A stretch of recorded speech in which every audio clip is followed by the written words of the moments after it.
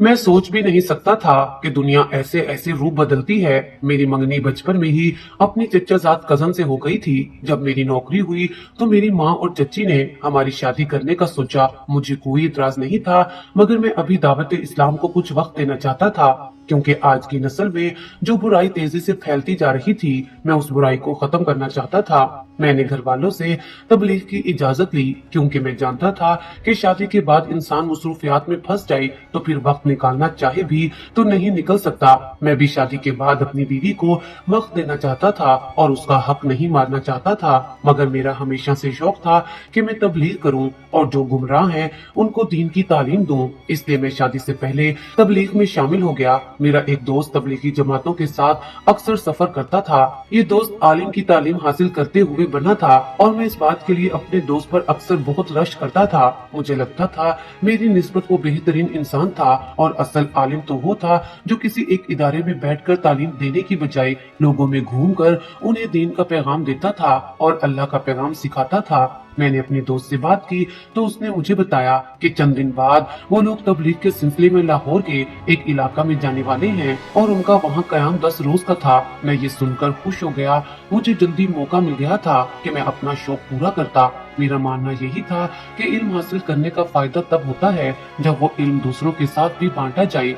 फिर मजहबी और दीनी तालीम के लिए तो खास तौर पर यही करना चाहिए कि जो सीखा हो उस पर न सिर्फ अमल किया जाए बल्कि वो दूसरों को भी सिखाया जाए। मैं भी पुरजोश सा तैयार हुआ और अपने दोस्त के साथ तबलीग पर रवाना हो गया। मेरे अलावा उस ग्रुप में और भी 5 मर्द शामिल थे, मगर वो सब कुछ संजीदा और करख्त से लग रहे थे। मैं उनसे मिला तो मुझे महसूस हुआ कि उन्हें मेरा अपने साथ जाना अच्छा नहीं लग रहा था और वो बार बार मेरे दोस्त को नाराजगी भरी नजरों से देखने लगते थे। मुझे ये बात हैरान कर रही थी और मैं जानता था कि तबलीगी जमात में जितने भी लोग शामिल होने चाहिए हो सकते हैं और उनका दिल से इस्तकबाल किया जाता है, क्योंकि इल्म किसी एक इंसान की वरासत नहीं होता और ना ही उसके लिए किसी दूसरे पर पाबंदी लगाई जाती है।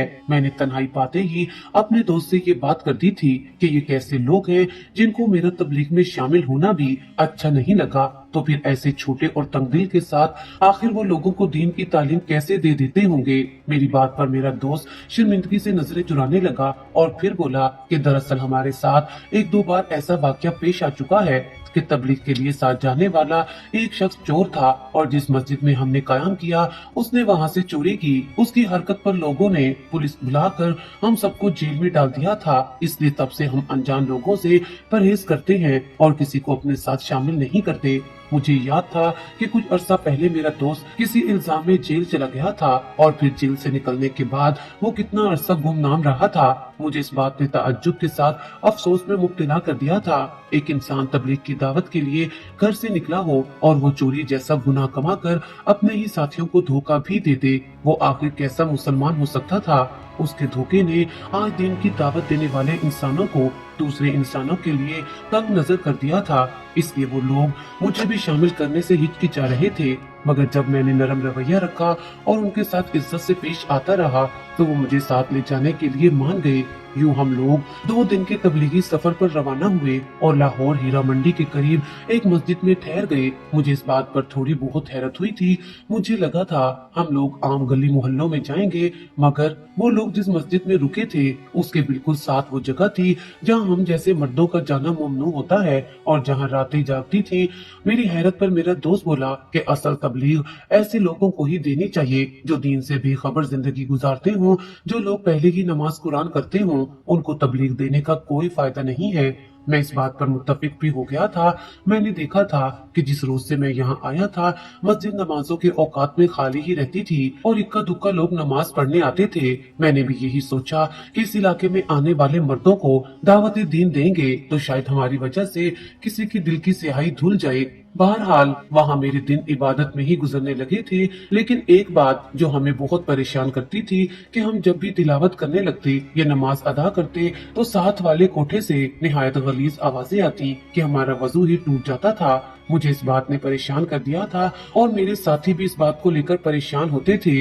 1-2 बार मैं अपने साथी तबलीगी लोगों के साथ उस इलाके में दूर दूर मौजूद घरों में जाकर उनको अल्लाह के दीन की दावत देता रहा और उन्हें मस्जिद में आने की और नमाज पढ़ने की हिदायत देता रहा, मगर फिर मेरा दोस्त और उसके साथी मस्जिद के होकर ही रह गए कभी कोई मस्जिद से निकलकर कुछ देर के लिए गायब हो जाता और बाकी वहीं बैठे इबादत में लगे रहते थे, और इबादत भी वैसी ही जिसमें अक्सर वजू भी बार बार करना पड़ता था, क्योंकि वो आवाजें हमारे असाब पर अब भारी बोझ बन रही थीं। और मुझे इस बात से बेचैनी होने लगी थी। हम जिस काम के लिए आए थे हमें वो करना चाहिए था। इबादत तो हम अपने घरों के साथ वाली मसाजिद में भी कर रहे थे, बल्कि वहाँ सुकून से इबादत कर लेते थे, जबकि यहाँ तो हमारे सब्र आजमाए जा रहे थे। मैंने यही बात अपने दोस्त से कही तो वो उकताकर बोला कि जो चंद लोग इस इलाके के थे उन सबको हम तबलीग की दावत दे चुके हैं और वो भी अभी तक नहीं आए, तो अब और किसे देनी है। बस जिसे समझाना था समझा दिया। अब जिसे अल्लाह तौफीक देगा वो आ जाएंगे, और इन गलीज आवाजों का अब हम क्या कर सकते हैं। अगर कोठे के साथ मस्जिद होगी तो ये सब तो सुनना पड़ेगा। मैं परेशान हो गया था। अगर हमने यही सुस्ती और बेनियाजी दिखानी थी तो हम आए ही क्यों थे। मुझे पहले रोज से अपने दोस्त का ये गिरोह अजीब लग रहा था, और अब तो कुछ ज्यादा ही अजीब महसूस होने लगा। वो तबलीगी दौरे पर आकर तबलीग करने की बजाय मस्जिद में जमकर बैठे थे, और मस्जिद में की जाने वाली इबादतों में खलल पड़ने पर भी खामोशी अख्तियार किए हुए थे, क्योंकि मेरे ख्याल में तो उस कोठे को वहाँ से बिल्कुल ही हटा देना चाहिए था, ताकि मस्जिद का माहौल खराब ना हो और सब सुकून से इबादत कर सके। वहाँ से मुझे परेशानी थी कि मेरे 10 दिन जाया हो रहे हैं और मेरा मकसद पूरा नहीं हो रहा, जबकि मैं नहीं जानता था अल्लाह ने मुझे यहाँ किस मकसद से बुलाया था। अल्लाह को मुझसे कोई और काम लेना था, और मैं इस बात से अनजान तंग हो रहा था कि कैसे अपना शौक पूरा करूं, और ऐसा क्या करूं कि लोग मस्जिद आने लगे और अल्लाह को सजदा करने लगे। मैं एक मुसलमान मुल्क में मुसलमानों को अपने अल्लाह और उसके दीन के लिए ऐसा लापरवाह रवैया देखकर अफसुर्दा हो रहा था। मेरा बस नहीं चल रहा था। लोगों को उनके घरों से पकड़ कर लाता और मस्जिद में खड़ा कर देता, और जाकर उस कोठे पर मौजूद लोगों से भी कह देता कि वो अपना नापाक काम कहीं और जाकर करें। मस्जिद तक उनके कामों का असर नहीं पहुंचना चाहिए। अभी मैं इसी परेशानी में था कि मैंने देखा मेरे साथ आए वो संजीदा मर्द एक एक करके मस्जिद से जाते थे और कुछ देर बाद लौट आते थे। मैं ठटक गया। ऐसा नहीं था कि मुझे उन पर कोई शक होता था। मैं तो इस सोच में मुब्तला था कि अगर वो अकेले मस्जिद से बाहर जा सकते हैं तो मैं क्यों यहाँ उनके इंतजार में बैठा रहता हूँ। और इससे पहले कि मैं भी अकेला निकलता, मुझे एक बात ने बुरी तरह हैरान कर दिया था। एक रोज मैं जब फजर के बाद लेटा तो मेरी आंख लग गई। जब दिन निकला तो आंख खोलकर मैंने यहाँ वहाँ नजर दौड़ाई तो उठकर बैठ गया। मस्जिद में कोई नहीं था और मेरे साथ सब तबलीगी मर्द, जिनमें मेरा दोस्त भी शामिल था, वहाँ से गायब थे। मुझे एक लम्हे के लिए ऐसा लगा जैसे वो सब मुझे सोता हुआ छोड़कर वापस जा चुके हैं। मैं परेशानी से उठा और मस्जिद को चेक करने लगा। उन सब का सामान अभी भी मस्जिद में पड़ा हुआ था। मैं मुतमईन हो गया, मगर एक सवाल अब भी अपनी जगह मौजूद था कि वो सब एक साथ कहाँ गए। मुझे यही ख्याल आ रहा था कि वो लोग तबलीग करने गए होंगे, और अफसोस तो ये था कि वो मुझे मस्जिद में ही छोड़ गए थे।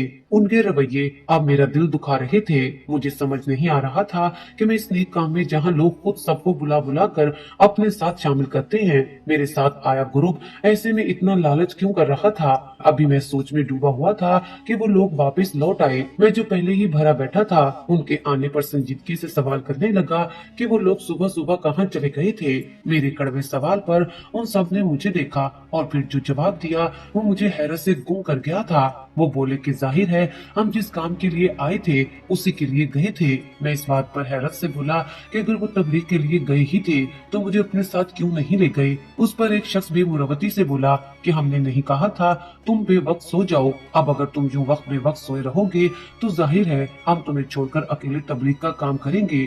मैंने इस बात पर अफसोस से अपने दोस्त को देखा तो वो भी मुझसे नजरें चुरा गया। मैंने संजीदगी से सोचा कि अब आइंदा मैं भी जब मौका मिला अकेला चला जाया करूंगा ताकि अपने हिस्से का काम कर सकूं। मैं यही सोचकर खामोश हो गया और बात आई गई हो गई। खाना वगैरह खाकर वो सब सुकून से मस्जिद में इमाम साहब के कमरे में लगे कूलर के आगे सो गई, और मैं ये सोचने लगा कि हमारे मुसलमान इतने बेदीन क्यों होते जा रहे थे। उसी रोज में दोपहर के वक्त उन सब के सोए रहने पर बोरियत का शिकार होकर उठा और मस्जिद से बाहर निकलकर इर्द गिर्द देखने लगा। मुझे ये देखकर बहुत दुख हुआ था कि मस्जिद खाली थी और एक कोठे के बाहर अच्छा खासा रश लगा हुआ था।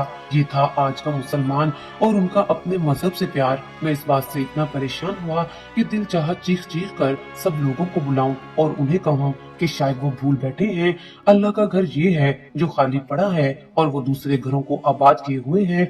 मैं खामोशी से वापस लौट आया। अगले रोज उठते ही सबने अपना सामान बांध लिया। अभी हमें यहाँ आए 5 दिन हुए थे और वापसी का इरादा बांध बैठे। मैंने वजह पूछी तो सबने यही बताया कि कोठे से आती आवाजों और लोगों की बेनियाजी से वो जिद हो गए हैं। अब मजीद यहाँ रुक कर तबलीग करने का कोई फायदा भी नहीं था, इसलिए मस्जिद को ताला लगाने का सोच लिया गया था। मेरा दिल इस बात पर उदास हो गया था। ये लोग भी हमारे नबी अकरम सल्लल्लाहु अलैहि वसल्लम की उम्मत थे। उनको अंदाजा ही नहीं था कि हमारे नबी हजरत मोहम्मद सल्लल्लाहु अलैहि वसल्लम इस उम्मत के लिए कितना रोते रहे थे। आज हम उन लोगों से मायूस होकर जा रहे थे। उन लोगों के दिलों पर मोहर लग चुकी थी। उन्हें दिन की बात बुरी लगती थी। ये लोग मस्जिद से गुजरकर कोठे पर चले जाते थे और आजान की पुकार को नजरअंदाज कर देते थे। हम अपना सामान लेकर मस्जिद से निकले और मस्जिद को ताला लगाने लगे तो एक औरत आकर हमारे कदमों में गिर पड़ी और रोते हुए बोलने लगी कि हम उसकी मदद करें। हम सब ठिठक कर रुक गए थे। तब उस औरत ने रोते हुए हमें जो बताया उसने हमारे होश उड़ा दिए थे।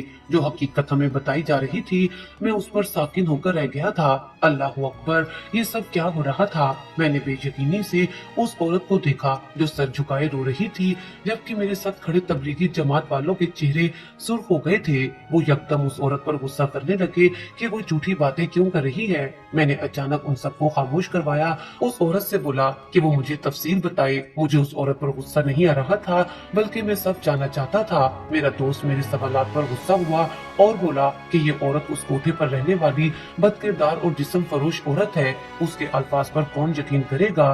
बाकी सबका भी यही कहना था कि वो औरत इस काबिल भी नहीं कि हम जैसे नेक लोगों के सामने आए और हमसे बात करे। मैं खुद को बदतर साबित करने के इस मेयार पर दंग रह गया था और उनको हैरत से देखने लगा जो दीन की तालीम देने आए थे, जबकि उनके दिल ऐसे स्याह थे और वो लोगों को अपने पैर की जूती समझ रहे थे। मैंने कुरान में ये सब बिल्कुल नहीं सीखा था और मुझे यही हैरत थी कि वो दीनी तालीम से क्या सीखते रहे थे। वो औरत भी सर उठाकर उन सबको फटी फटी आंखों से देख रही थी। मेरे दोस्त ने उस औरत को धक्का देकर हमारे रास्ते से हटाया और ऊंची ऊंची आवाज में बोला कि वो जिस जगह से ताल्लुक रखती है उसी जगह पर लौट जाए, हमारा वक्त बर्बाद ना करे। उनके यूं बोलने पर वो औरत घबराकर पीछे हुई और उसी वक्त कोठे पर काम करने वाले एक लड़के ने आकर उस औरत को वापस ले जाने की कोशिश की। मैं ये सब बर्दाश्त नहीं कर पा रहा था। मैं जानता था वो औरत गलीज जगह पर रहने वाली है और गुनाहगार है, मगर वो जो कुछ बोल रही थी वो नजरअंदाज करने के काबिल नहीं था। मैंने अचानक सख्ती से उस लड़के को रोका और कहा कि वो औरत मुझे सारी बात तफसील से बताए। मेरे साथी मुझे रोक रहे थे और उस औरत को बुरा भला कह रहे थे। उसकी बातों पर यकीन नहीं करो, मगर मैं गुस्से में आ चुका था। मैंने निहायत सख्ती से उन सब से कहा कि औरत चाहे जिस तबके से भी ताल्लुक रखती हो उस पर जुल्म करना गुनाह ही है। वो चाहे गुनहगार है, मगर वो परेशानी में घिरी हुई थी तो हमारा फर्ज था कि हम उसकी परेशानी दूर करें। मैंने उसी वक्त कॉल करके अपने एक बेहतरीन दोस्त को वहीं बुला लिया। मेरा वो दोस्त पुलिस ऑफिसर था। मेरा उसे बुलाना सबको हैरान कर गया था। तबलीगी जमात वाले मुझे समझाने लगे कि मैं उस औरत पर यकीन करके गलत कर रहा हूँ और पुलिस के आने पर शर्मिंदा हो जाऊंगा, क्योंकि उनको लगता था वो औरत झूठ बोल रही है। मगर मुझे उस औरत के आंसू झूठ नहीं लग रहे थे। उसका रोना मुझे परेशान कर गया था। मेरे अपने घर में भी औरतें थीं। मैं किसी औरत के साथ नाइंसाफी बर्दाश्त नहीं करना चाहता था। उस औरत ने मुझे बताया था कि कोठे पर रहने वाली जवान लड़कियों को जबरदस्ती दूसरे ममालिक में भेज दिया गया था और 1-2 रोज में उन सबको बाहर भेजा जा रहा था। उन लड़कियों में उस औरत की बेटी भी शामिल थी। वो औरत रोते हुए बोल रही थी कि उसके शोहर की जब वफात हुई तो वो बिल्कुल जवान थी और उसकी चंद माँ की बेटी थी। माँ बाप हयात ना थे। इद्दत पूरी होते ही उसे घर से निकाल दिया था।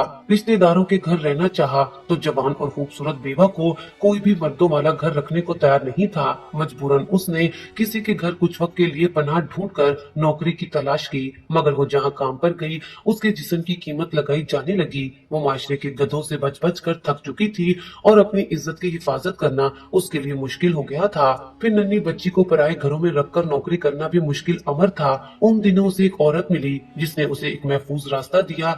उसने साफ अल्फाज में बताया कि वो कोठे की मालकिन है, उसे अपने कोठे के लिए खूबसूरत और जवान रक्कासा की जरूरत है। उसने यकीन दिलाया था कि वो उससे रक्स के अलावा कोई काम नहीं लेगी और उसकी इज्जत की जिम्मेदारी भी खुद लेगी। वो औरत अब लोगों से और अफलास से तंग आ चुकी थी। उसने वक्त और हालात से मजबूर होकर ये रास्ता अपना लिया था। कोठे की मालिक औरत ने अपनी जुबान का पास रखा था और उससे सिर्फ रक्स का काम लिया था। उसने खुद रक्स करके पैसा भी कमाया और अपनी बेटी को भी गंदी नजरों से महफूज रखा था, मगर वो अपने इस गुनाह पर भी अल्लाह से शर्मिंदा थी और तौबा करती रहती थी। लेकिन कुछ अरसा पहले उस कोठे की मालकिन की मौत वाक़या हो गई थी। उसकी मौत के बाद कोठे को संभालने वाली उसकी मगरूर बेटी थी, जिसे पैसे का बेहद लालच था। उसने माँ के बाद कोठे के असूल बदलना शुरू कर दिए। पुरानी रकस्साओं से वो मर्दों को खाना पानी पेश करने की खिदमत करवाने लगी और जवान लड़कियों को अब जिस्म भी बेचना पड़ता था। वो औरत बोली कि मैं खुद तो मर्दों के सामने खिदमत करने के लिए आती रही, मगर मैंने कोशिश की कि मेरी बेटी किसी के सामने न आए, लेकिन अब हालात बदल चुके थे। उसकी जवान और खूबसूरत बेटी जो नमाज की पाबंद थी और पाकीज़ा थी, कोठे की नई मालकिन ने उस समय सब जवान लड़कियों को बाहर के मुल्क में सौदा लगवा दिया था और अब उनको बाहर भेजा जा रहा था। वहाँ बहुत सी ऐसी लड़कियां हैं जो इस जगह पर रहकर भी अपनी हिफाजत करना जानती थीं, मगर मजबूरी इंसान से क्या नहीं करवाती। इस काम में कोठे की मालकिन का साथ कुछ लोग दे रहे थे जो अब कुछ दिन पहले आए थे और चुन चुन कर सब लड़कियों की तस्वीर बनाकर दूसरे ममालिक में भेजकर भारी कीमतें लगवा चुके थे। मैं ये सब सुनकर साकित रह गया था। अक्सर व बेशतर औरत रखासा या जानी सिर्फ माशरे की वजह से बन जाती है। वो खुद भी गुनहगार होती है, मगर उसके गुनाह के बराबर के शरीक वो मर्द होते हैं जो उनको यहाँ तक लाते हैं। कुछ लड़कियां शरीफ घरों में रहकर भी गलत राह पर चलती हैं, तो कुछ कोठों में रहकर भी अपनी इज्जत की हिफाजत करती हैं। कौन कैसी जगह में रहता है इससे फर्क नहीं पड़ता, सारी बात इंसान के अमल और उसके किरदार की बात होती है। मेरे दोस्त ने कोठे पर छापा मारकर सब कमसिन लड़कियों को निकलवा लिया और कोठे की अयार मालकिन को पकड़कर जब तफ्तीश की तो जो बात पता चली वो हमारे पैरों तले से जमीन खिसका गई थी। उस औरत के साथ ये गैर कानूनी कारोबार करने वाले कोई और नहीं बल्कि वही तबलीगी जमात वाले थे जो दीन के नाम पर छुपकर ये काम कर रहे थे ताकि उन पर किसी को शक न हो और तबलीग की आड़ में जो चाहे करें। इस तरह लोग उन्हें मोमिन और नेक समझकर कुछ न कहें। ये बात सुनकर मेरे रोंगटे खड़े हो गए थे। मेरा दिल खून के आंसू रोने लगा, दिल फटने के करीब हो गया। भला दीन के नाम पर कोई ऐसा कैसे कर सकता है? ये तो वही दौरे जहालत हुआ जब जमात में असहाबियों के पीछे खड़े मुशरकीन नमाज पढ़ते थे तो उनकी आस्तीनों में बुत होते थे, और आज तबलीग के नाम पर ये लोग ऐसी हरकतें कर रहे हैं ताकि सब उनके इस मकरू अज़ाइम से अनजान रहे। तभी उन लोगों के अंदाजो अतवार मुझे मशकूक लग रहे थे। उनके चेहरे करख्त थे, वरना मोमिन के चेहरे पर तो नरमी और नूर होता है। मेरा दिल पहले रोज से ही मुझे किसी गलत बात की तरफ निशानदेही कर रहा था, मगर मैं था कि समझ ना सका। उन लोगों के रंग पकड़े गए तो वो खौफ से फक हो गए और उनमें से चंद एक ने जिसे पुलिस के एहलकारों ने पकड़ लिया वो सब गिरफ्तार हो चुके थे। और मैं सोचता ही रह गया कि मेरा दोस्त मुझे यहाँ क्यों लाया था। शायद उसके दिल में ये बात अल्लाह ताला ने डाली थी, क्योंकि अब उनके पकड़ने की बारी थी। शायद अल्लाह ताला मुझसे ये काम करवाना चाहता था और मैं खुश नसीब था जो मेरे रब ने मुझे इस नेक काम के लिए चुना। मैं तो अपने रब के सामने शर्मिंदा था। ये हम क्या कर रहे थे, किस राह पर चल पड़े थे। अपने मकासद के लिए अपने दीन का गलत इस्तेमाल कर रहे थे। कभी जाती दुश्मनी की बिना पर लोगों पर तौहीन रिसालत, नामूस रिसालत, कुरान करीम की बेहुरमती का इल्जाम लगाकर उन्हें जिंदा दरकोर करते हैं, तो कभी हिजाब पहनकर गलत काम करते हुए अपना चेहरा छुपाकर पर्दे का नाम दे देते हैं, तो कभी मुअज्जिन बनकर मदरसे में बच्चियों को पढ़ाकर उनकी इज्जत तार तार करते हैं। तबलीगी जमात में जाकर जिस्म फरोशी जैसे काम करते हैं। अब भी कयामत ना आए हमारे लिए सोचने का मकाम है। अब भी मौका है तौबा का, इससे पहले कि वक्त हमारे हाथ से रेत की तरह फिसल जाए और हमारे पास कोई रास्ता ना रहे और बस पछतावे ही पछतावे हाथ रह जाए। अल्लाह ताला से दुआ है उम्मत मुसलमान को सिरत मुस्तकीम के सीधे रास्ते पर चलने की तौफीक अता फरमाए और नेक हिदायत दे। पाकिस्तान में तेजी से बढ़ती महंगाई और अब बिजली के बिलों में इजाफे से पाकिस्तान की सारी आवाम खसूसी तौर पर सफेद पोश तबका किस कदर परेशानी और मुसीबत का शिकार है, इससे तो सब वाकिफ है। मिल हाथ में थामकर एहतजाज में चीखते लोग मीडिया में बार बार दिखाए जा रहे हैं। कुछ लोग घरों में बार बार अपने बजट का हिसाब लगाकर बेबसी से अपना सर पकड़ रहे हैं।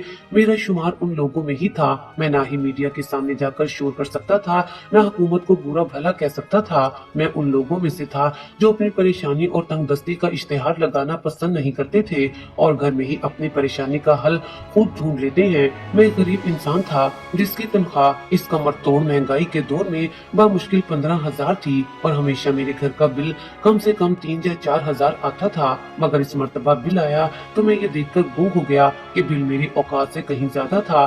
बिजली का बिल पूरे 80,000 था, जबकि मेरे घर में इलेक्ट्रॉनिक्स की कोई ज्यादा अशिया भी न थी। मेरी 5 जवान बेटियां थीं जो घर का सारा काम फुर्ती से कर लेती थीं और कभी कपड़े धोने के लिए वॉशिंग मशीन का इस्तेमाल नहीं किया या वक्त गुजारी के लिए टीवी तक नहीं देखती थी।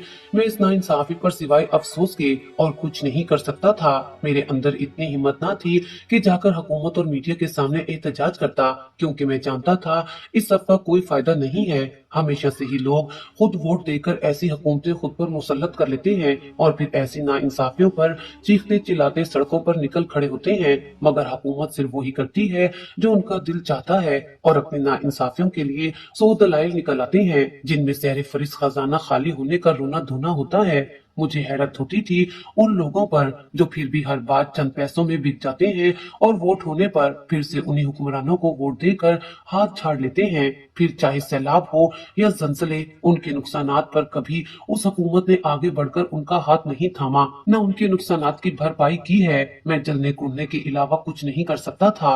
अब भी मैंने परेशान होकर टीवी चलाया ताकि जान सकूं कि आखिर बिजली के इतने ज्यादा बिल आने पर आवाम ने कोई रद्द अमल जाहिर किया है या नहीं। मगर टीवी चलते ही जो मनाजिर मैंने देखे वो मुझे भी दुखी कर गए। खवातीन रो रो कर अपनी मजबूरियों की दास्तान सुना रही थीं। हत्ता कि कुछ घरेलू खवातीन ने बिजली के बिलों में इजाफे को मुस्तरद करते हुए गरीब आवाम को खुदकुशी करने पर मजबूर की साजिशें करार दे दिया था और उनकी बात किसी हद तक ठीक भी थी। एक खातून ने अपना बिजली का बिल दिखाते हुए कहा कि ये 31,000 रुपए बिल आया हुआ है। मेरे शोहर की तनख्वाह 25,000 रुपए है। इस 25,000 में मेरे ससुर भी बीमार हैं, उनकी दवाई का करना है, ऊपर से बच्चों की पढ़ाई का भी करना है। मैं उन खबरों पर सर पकड़कर बैठ गया। सिर्फ मेरा घर ही नहीं, ये परेशानी हर घर की थी और अपनी तनख्वाहों और अपनी औकात से बढ़कर बिल आने पर आवाम बिल बिला उठी थी। मगर जाहिर है हम सब जितना चीखते चिल्लाते, हमें बिल की अदायगी तो हर हाल में करना थी, वरना गूंगी बहरी हुकूमत से लड़ लड़ कर हम अपने घर की बिजली खत्म करवा बैठते। टीवी पर चलती खबरों में एक खातून शिकवा करते हुए बोल रही थी कि सारा दिन बिजली नहीं होती और जब बिल आता है तो हम हैरान रह जाते हैं। न हमारा फ्रिज चलता है, ना कोई एक्स्ट्रा चीज चलाते हैं। महंगाई इस कदर है, घर के अखराजात पूरे नहीं कर पाते, ऊपर से ये अलग से हमारे सर पर मुसीबत आ गई है। मुझे इन अल्फाज पर ऐसा लगा जैसे मेरे घर की कहानी दोहराई जा रही है।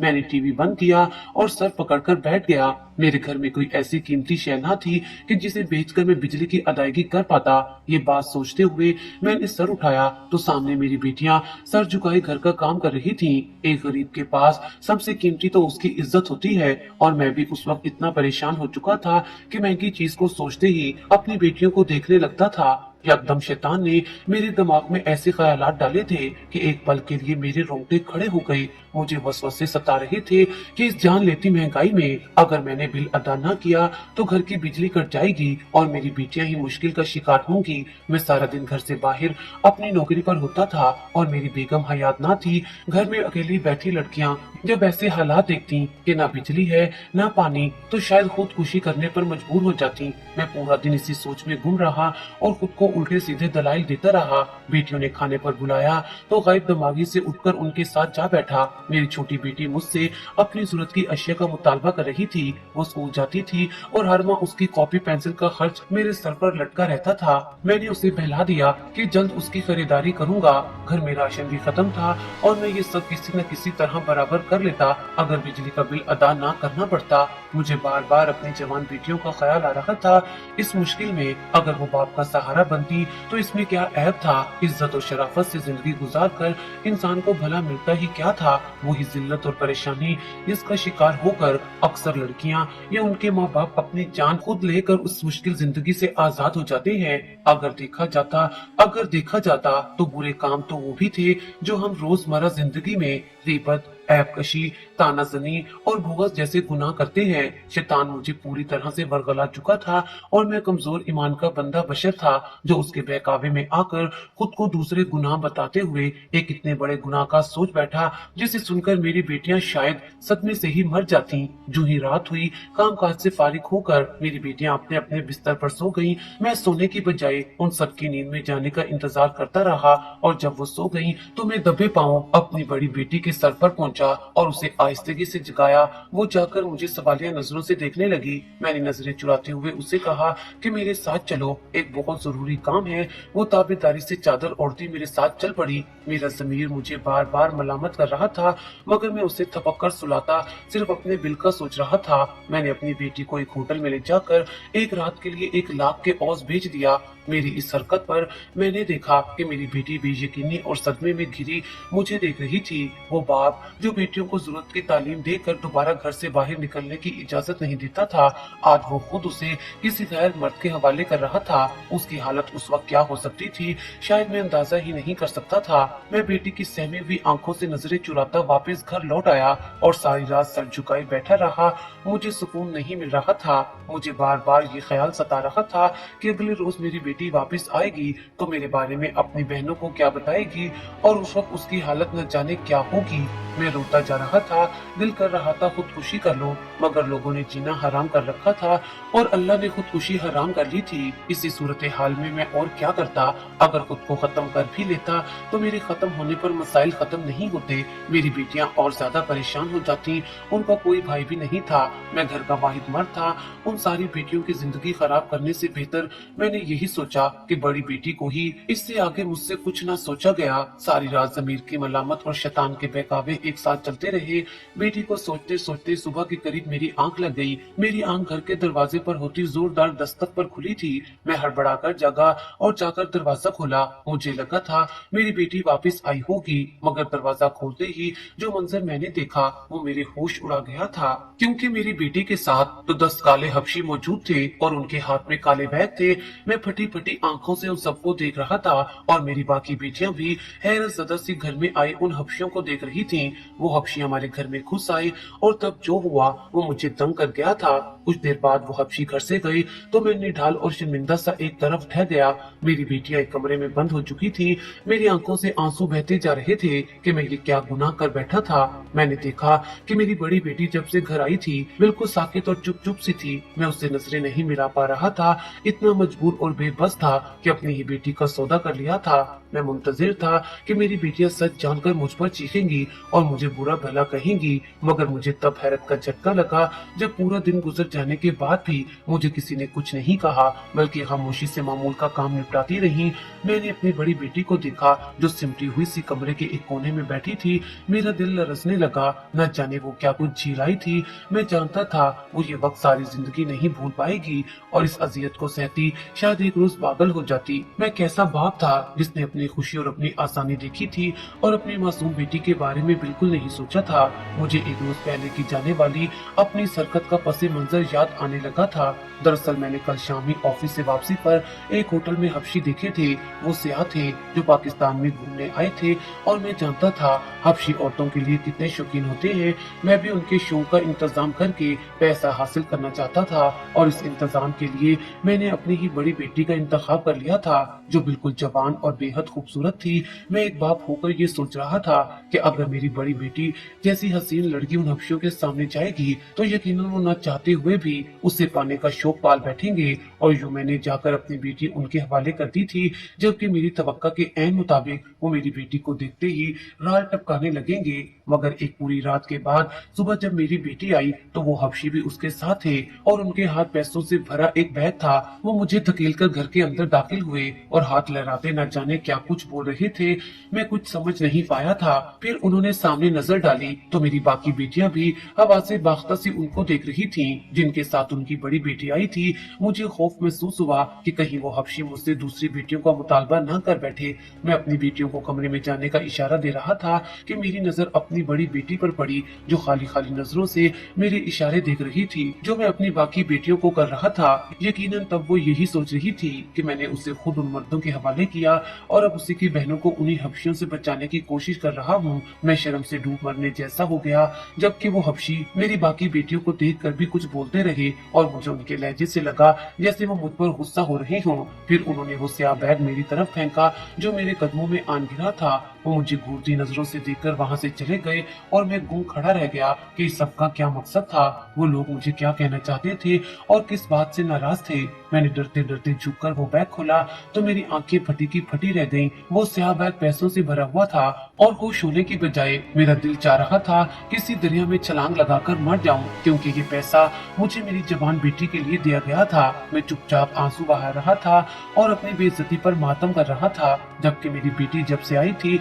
ऐसे साकिन हो गई थी जैसे किसी ने उसकी जुबान खींचकर उसे बोलने से मना कर दिया हो। मेरी बाकी बेटियों ने मुझसे पूछने की कोशिश की कि वो हबशी मर्द कौन थे और उनकी बहन उन हबशियों के साथ क्यों और कहां से आई थी, मगर मेरे पास कोई जवाब ना था, इसलिए लब सी लिए। मेरी खामोशी से थक कर मेरी बेटियां भी चुप हो गईं। मैंने बिल जमा करवाने की आखिरी तारीख पर चीख उड़ाकर उन्हीं पैसों से बिजली का बिल अदा कर दिया और घर के दूसरे अखराजात भी पूरे किए। मैं अपनी बेटी की नजरें अक्सर खुद पर महसूस करता था, मगर मेरे देखने पर वो नजरें फेर लेती थी। उसने मुझसे बात करना या मुझे मुखातिब करना भी बिल्कुल छोड़ दिया था। मैंने एक दो मरतबा उससे बात करने की कोशिश की तो वो ऐसे हो गई जैसे कुछ सुना ही ना हो।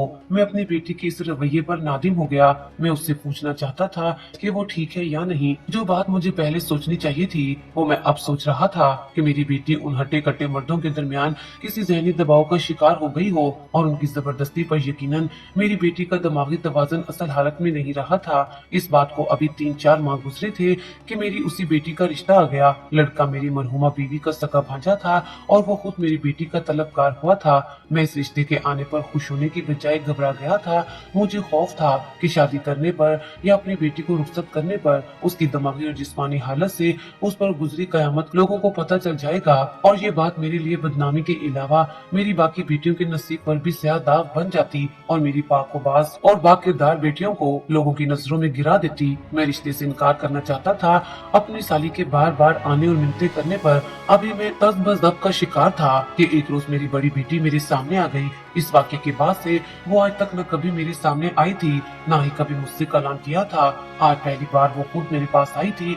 मैंने मोहब्बत से उसे अपने पास बिठाना चाहा, मगर वो जमकर अपनी जगह पर खड़ी रही और फिर जो बोली वो मुझे ठटका गया था। वो मुझे स्पॉट लहजे में अपना रिश्ता तय करने का कह रही थी। मैं हैरत से उसे देख रहा था। मैंने हिचकिचाकर उसे अपने ना करने की वजह समझाना चाही तो वो मेरी बात सुनने की बजाय सर्द लहजे में बोली कि उसे इस घर में अब मजीद नहीं रहना। वो मुझसे बोली कि उसका मुस्तकबिल, उसके आगे की जिंदगी की जिम्मेदार वो खुद है और मुझसे सिर्फ रवायती बाप होने की जिम्मेदारी पूरी करने का बोल रही थी। मैं उसकी बातों पर न चाहते हुए भी खामोश हो गया। मैं अपनी उस बेटी के साथ जो कुछ कर चुका था उसके बाद शायद मैं उस पर मजीद कोई फैसला थोपने का हक खो चुका था।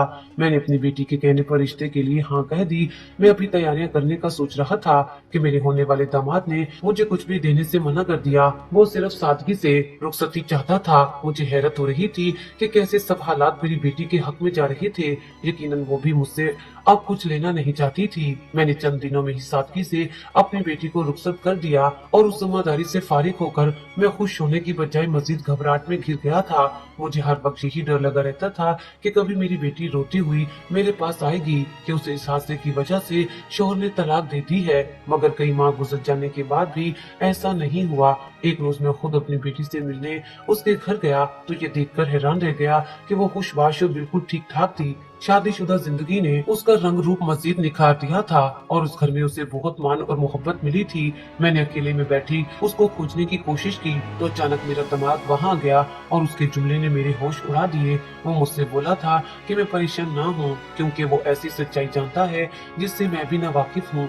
मैं हैरान रह गया और मुझ पर घबराहट तारी हो गई। मैं समझ गया था मेरा दामाद सब जान गया था और वो मेरे बारे में क्या सोचता होगा। मैं शर्म से जमीन में गड़ गया था, मगर जो बात उसने बताई वो सुनकर मुझे झटका लगा था। मेरे दामाद शाहिद ने मुझे बताया जैसे कि वो ट्रांसलेटर की जॉब करता है और जो लोग बैरून मुमालिक से आते हैं उनको ट्रांसलेट करके सब बताता है। ऐसे ही उस रात मुझे होटल से फोन आया। उन्होंने कहा कि उन्हें मेरी जरूरत पेश आई है। मैं उसी वक्त होटल पहुंच गया और जब पहुंचा तो मुझे कुछ हबशी लोगों ने अपने कमरे में बुलाया और जब मैं उनके कमरे में गया तो एक लड़की चादर में लपेटी हुई बैठी थी और उन हबशी लोगों ने मुझे कहा कि इस लड़की से पूछो कि क्यों रो रही है और ये क्या कहना चाहती है। जब मैंने उस लड़की की तरफ देखा तो उसने अपने चेहरे से चादर हटा दी और ये देखकर मुझे इतना बड़ा सदमा लगा। वो लड़की कोई और नहीं बल्कि आपकी बेटी और मेरी कजन जोबिया थी। रात के इस पहर जोबिया को मर्दों के साथ अकेले उनके कमरे में देखकर मुझे सख्त सदमा लगा और मैं हैरान था कि यहाँ पर कैसे आ गई, क्योंकि जोबिया कभी घर से बाहर ही नहीं निकलती थी। फिर जोबिया की रोती हुई सूरत देखकर मुझे लगने लगा कि किसी ने जोबिया को अगवा कर लिया है। वैसे भी आजकल हमारे यहाँ ऐसे बहुत केसेस आ रहे हैं। और जब मैंने जोबिया से पूछा कि तुम यहाँ कैसे आई हो तो जोबिया ने सारा सच बता दिया था और ये सुनकर मैं शर्म से जमीन में गड़ गया। जोबिया ने कहा कि अब वो मुझे यहाँ पर छोड़कर चले गए हैं और उन्होंने कहा है कि वो मुझे लेने आएंगे। तब मैं समझ गया, क्योंकि मैं बच्चा तो था नहीं, कि आप जोबिया को रात को उन हबशियों के हवाले करके और सुबह लेने आते। जरूर उसके पीछे आपकी कोई मजबूरी होगी, क्योंकि मैं जानता था कि आप कभी अपनी बेटियों को घर से बाहर निकलने भी नहीं देते थे। आप उनकी बहुत हिफाजत करते थे। तब मैंने उन हबशी लोगों को बताया ये लड़की फाहिशा नहीं है, एक मजबूरी के तहत उसका बाप उसे यहाँ पर छोड़कर चला गया है।